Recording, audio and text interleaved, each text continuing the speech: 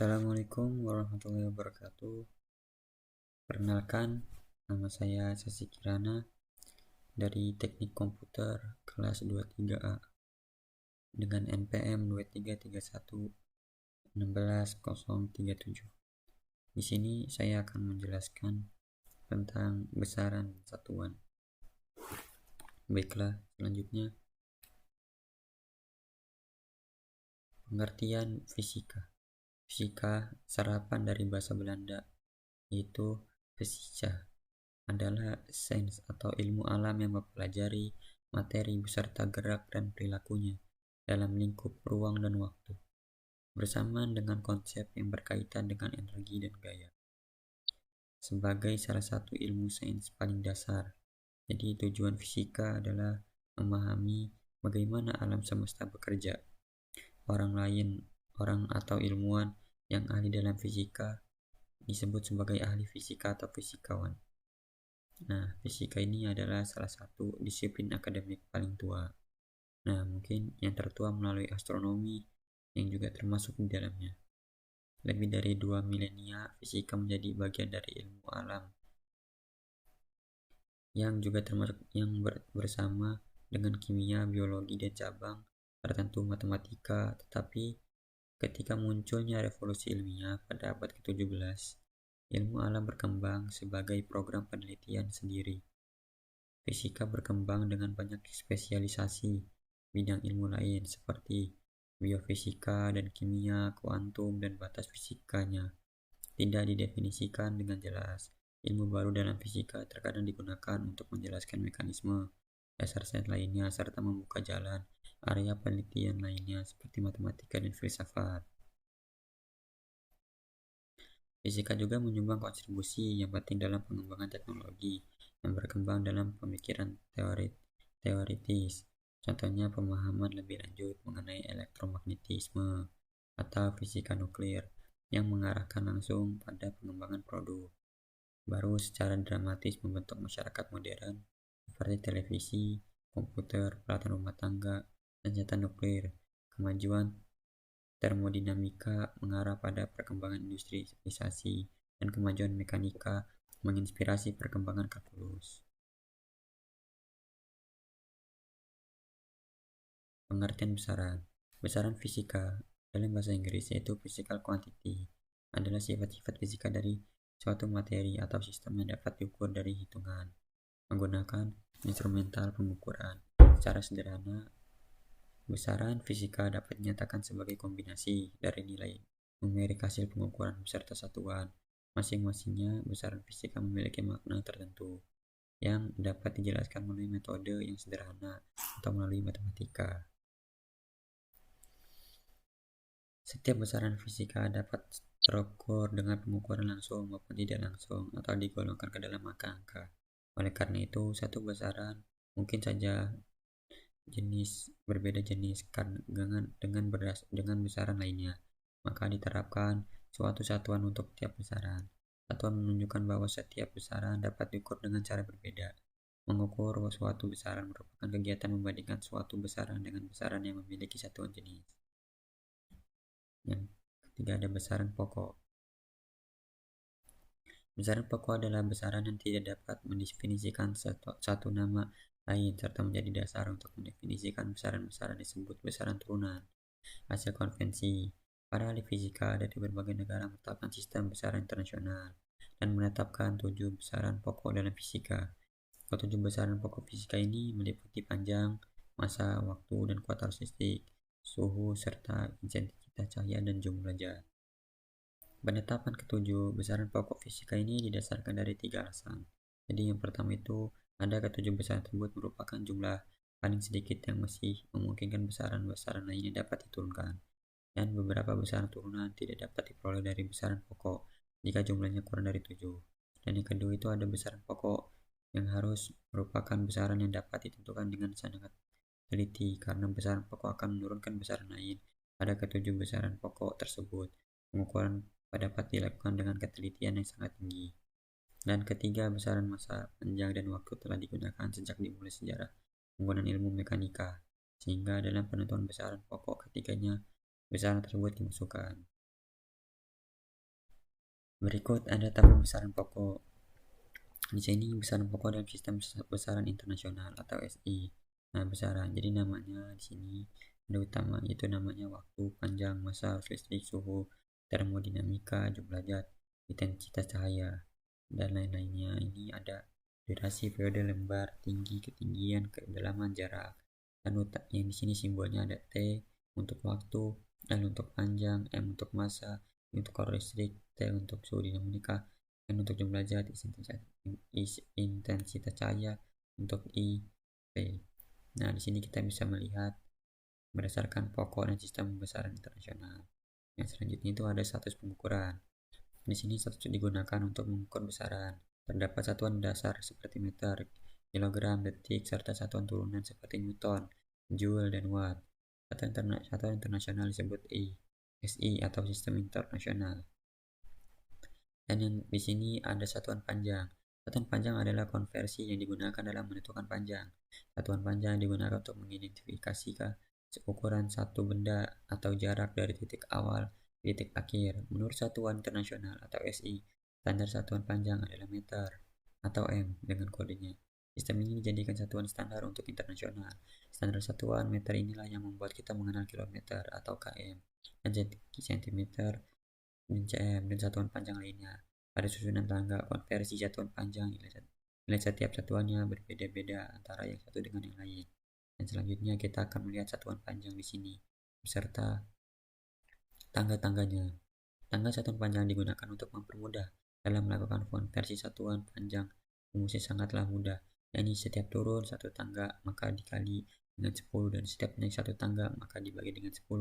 Di sini adalah contohnya. Pada tangga pertama maka ada kilometer, dan tangga kedua ada hektometer, tangga ketiga ada dekameter, dan tangga keempat meter, dan tangga kelima ada desimeter, tangga keenam ada sentimeter, dan tangga ketujuh milimeter. Nah, jadi di sini satu langkah turun maka setiap satu akan naik maka akan dikali 10, akan dibagi 10, dan setiap turun maka akan dikalikan dengan 10. Dan selanjutnya yaitu ada massa dan satuan. Massa yaitu berasal dari bahasa Yunani dan atau jisim adalah satu sifat fisika dari suatu benda yang digunakan untuk menjelaskan berbagai perilaku objek yang terpantau. Dalam penggunaan sehari-hari, massa biasanya sinonimkan dengan berat, misalnya untuk berat badan alias massa badan.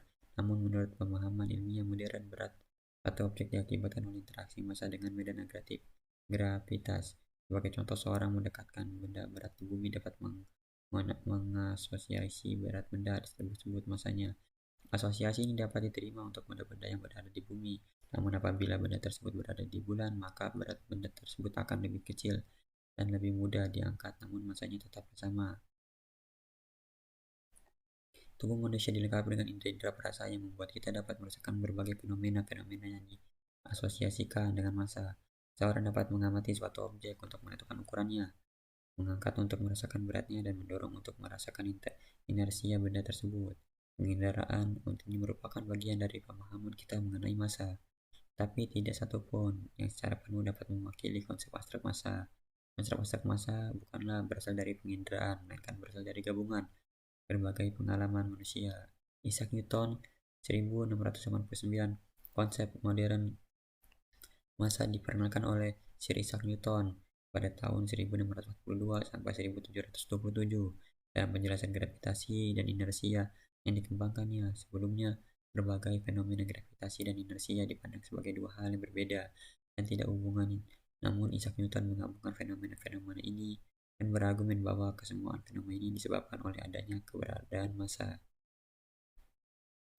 Dan selanjutnya ada waktu dan satuan. Waktu adalah durasi atau periode satuan. Waktu dalam SI adalah detik atau second. Waktu dapat diukur menggunakan jam, menit, dan detik. Dan yang selanjutnya ada kecepatan dan satuan.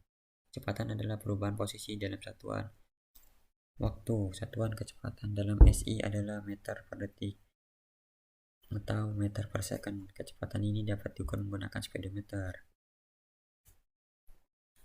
Yang selanjutnya ada percepatan dan satuan. Percepatan adalah perubahan kecepatan dalam satuan waktu. Satuan percepatan dalam SI adalah meter per detik kuadrat.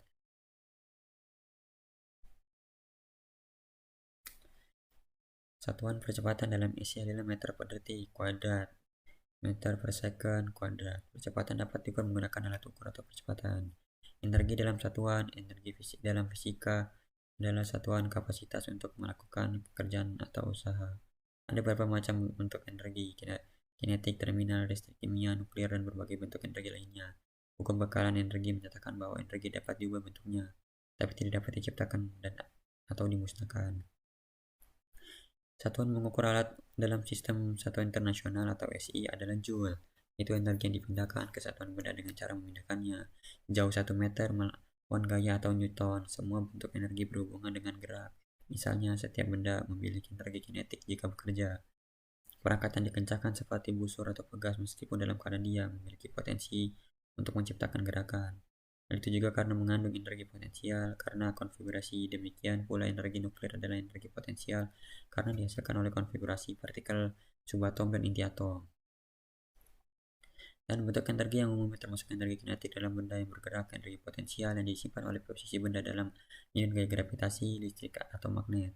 Energi elastis yang disimpan dalam meregangkan benda padat, energi kimia yang dilepaskan ketika bahan bakar terbakar, energi radiasi yang dibawa oleh cahaya, dan energi panas karena suhu suatu benda.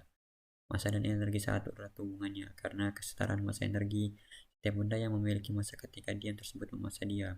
Massa diam juga memiliki jumlah energi yang setara yang disebut energi diam. Dan energi tambahan apapun dalam bentuk apapun yang diperoleh oleh benda di atas energi diam itu akan meningkatkan massa total atau objek, sama seperti meningkatkan energi subtotal.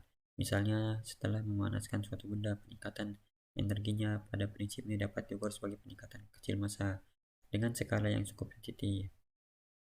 Seperti yang sudah dibahas sebelumnya, organisme hidup membutuhkan energi untuk tetap hidup, seperti energi manusia dan mendapatkan dari makanan dan oksigen. Peradaban manusia membutuhkan energi untuk berfungsi yang didapatkan dari sumber energi seperti bahan bakar fosil, bahan bakar nuklir, atau energi terbarukan.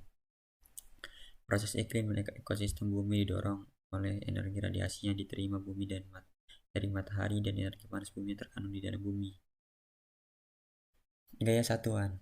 Satuan gaya adalah ukuran kuantitatif dari interaksi antara benda-benda yang dapat menghasilkan perubahan pada kecepatan atau bentuk suatu objek. Gaya adalah besaran faktor yang berarti memiliki dua komponen penting, magnitudo, besar atau arah. Satuan gaya merupakan fondasi dari berbagai hukum fisika yang mendasar, seperti hukum gerak Newton, hukum gravitasi universal, dan hukum Hooke. Tanpa konsep satu gaya, sulit untuk mengukur dan memahami interaksi antara benda-benda dan alam sekitar. Tekanan dan satuan. Tekanan adalah distribusi gaya pada suatu ruas. Suatu tekanan dalam SI adalah Pascal atau PA. Tekanan dapat diukur menggunakan alat ukur tekanan seperti manometer. Dan yang selanjutnya itu ada momen inersia dan satuan. Momen inersia ini atau pusat lembaran adalah satuan SI. Dalam satuan SI, kg atau 2 adalah ukuran kelembaban suatu benda untuk berotasi terhadap porosnya. Secara matematis, momen inersia adalah hasil kali massa partikel dalam kuadrat jarak terhadap sumbu putarannya. Besaran ini adalah nol rotasi dari massanya. Momen inersia berperan dalam dinamika rotasi seperti massa dalam dinamika dasar dan menemukan hubungan antara momentum sudut dan kecepatan sudut, momen gaya, percepatan sudut, dan beberapa besaran lainnya. Meskipun pembahasan sakral terhadap momen inersia, pembahasan yang menggunakan pendekatan tensor memungkinkan analisis sistem juga lebih rumit, seperti gerakan giroskopik. Lambang I dalam kadang-kadang dan juga J biasanya digunakan untuk merujuk kepada momen inersia. Konsep ini diperkenalkan oleh Euler dalam bukunya A Theory Motus Corporum Solidorum Rigidorum pada tahun 1730. Dalam buku tersebut, dia mengupas momen ini. Inersia dapat banyak konsep terkait. Listrik dan satuan. Listrik adalah aliran muatan listrik. Suatu listrik dapat dalam SI atau satuan internasional adalah ampere, yang kodenya adalah A. Listrik dapat diukur menggunakan alat ukur listrik seperti ammeter. Magnetisme dan satuan. Magnetisme adalah sifat benda menarik benda lain. Satuan magnetisme dalam SI adalah Tesla atau T. Magnetisme dapat diukur menggunakan alat ukur magnetisme seperti teslameter, cahaya, dan satuan. Intensitas cahaya adalah besaran pokok fisika untuk mengatur daya yang dipancarkan oleh suatu sumber cahaya pada arah tertentu per satuan sudut.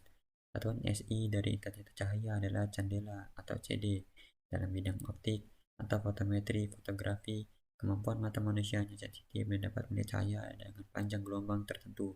Spektrum cahaya tampak yang diukur dalam besaran pokok ini. Selanjutnya, penggunaan besaran satuan dalam ilmu fisika. Dalam ilmu fisika, besaran satuan digunakan untuk mengukur dan mengembangkan fenomena alam. Besaran adalah sifat atau karakteristik yang dapat diukur, sedangkan satuan adalah nilai yang digunakan untuk mengukur besaran tersebut. Penggunaan besaran dan satuan sangat penting untuk ilmu fisika karena memungkinkan para ilmuwan untuk berkomunikasi secara konsisten dan tepat mengenai hasil pengukuran dan perhitungan. Dalam ilmu fisika, pemahaman tentang besaran dan satuan sangat penting untuk mengukur fenomena alam. Dengan menggunakan satuan yang tepat, kita dapat menghasilkan ukuran yang akurat. Yang terakhir ada kesimpulan. Kesimpulannya itu pemahaman tentang besaran dan satuan dalam ilmu fisika membantu kita mengukur dan memahami fenomena alam dengan lebih baik. Dengan menggunakan satuan yang standar, kita dapat memperoleh hasil pengukuran yang konsisten dan dapat diandalkan. Cukup sekian, kurang lebih mohon maaf. Wassalamualaikum warahmatullahi wabarakatuh.